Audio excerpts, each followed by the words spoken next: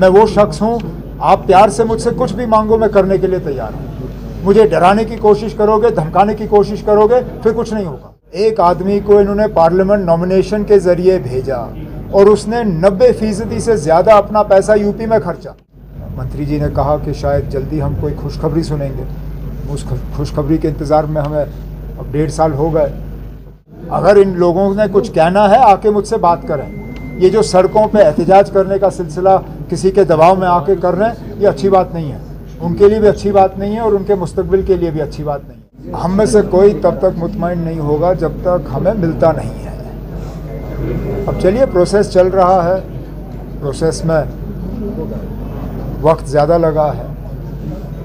हम तो उम्मीद कर रहे थे कि अभी तक मिल गया होता, नहीं मिला, लेकिन हमने उम्मीद छोड़ी नहीं है।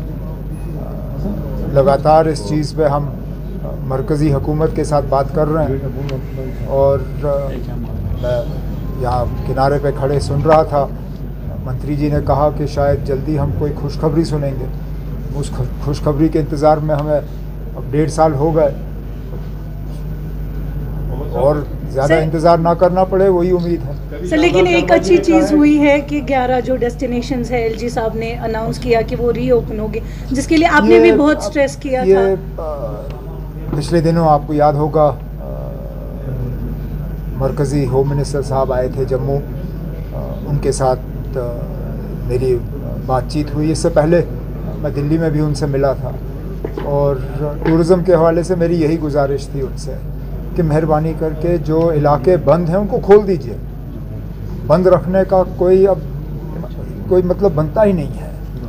बुरे से बुरे हालात में भी हमने इन जगहों को बंद नहीं रखा। यूसमर्ग, दौद पथरी, ऐसे इलाके। अच्छी बात है, मुझे उसी दिन होम मिनिस्टर साहब ने अश्योर किया था कि उन्होंने हिदायत दी है कि ये जगह खुल जाने चाहिए और ऑर्डर जारी हो चुका है, जिसके लिए मैं होम मिनिस्टर साहब का शुक्रगुजार हूँ। बहुत नुकसान उठाना पड़ा वहाँ लोग जो रहते हैं टूरिज़म बंद होने के वजह से। अब सीज़न हमारा शुरू हो रहा है, उम्मीद करता हूँ कि लोग जाके अब उन जगहों की खूबसूरती का फ़ायदा लेंगे।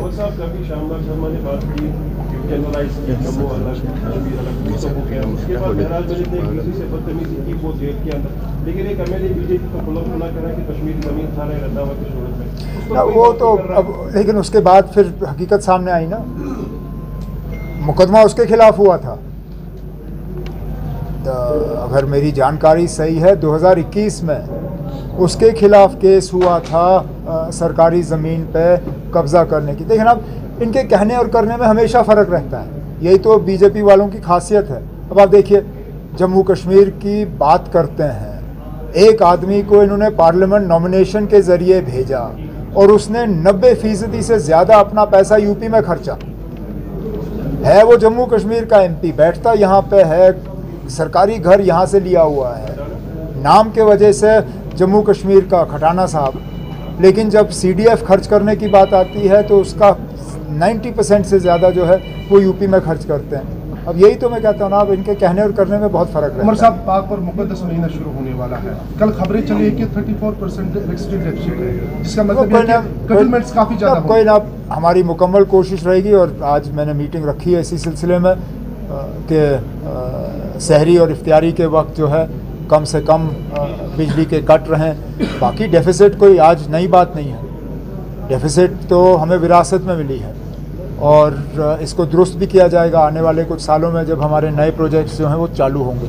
लेकिन इस पाक महीने में कम से कम लोगों को तकलीफ़ का सामना करना पड़े, उसके लिए तमाम इक़दाम उठाए जाएंगे। डेली वेजेस को लेकर मामला तूल पकड़ता जा रहा है। कल श्रीनगर में मुख्तलिफ मकामात पर किस लिए, क्यों, आज क्या हुआ जो कल नहीं था? कहाँ हुआ है इनसे?